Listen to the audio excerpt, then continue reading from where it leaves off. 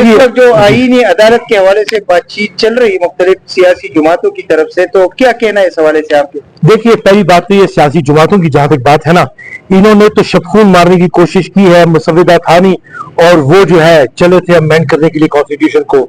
निज़ाम अदल जो है मुनहदम हो गया है। जो काजी साहब हैं, जो सरबराह हैं जुडिशरी के, उनकी अपनी जाती हैसियत मुतनाज़ बन चुकी है। इसके अलावा ये दोनों हाई कोर्ट, सुप्रीम कोर्ट, दोनों आईनी अदालतें हैं, इसलिए आर्टिकल 8 में भी मुदाखलत करना और ये आईनी अदालतों का फ्रेमवर्क जो है ये गलत है।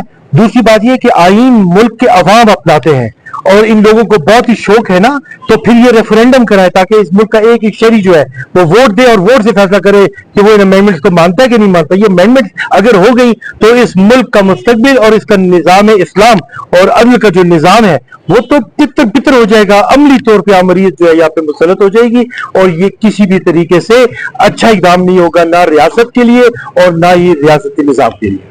Thank you.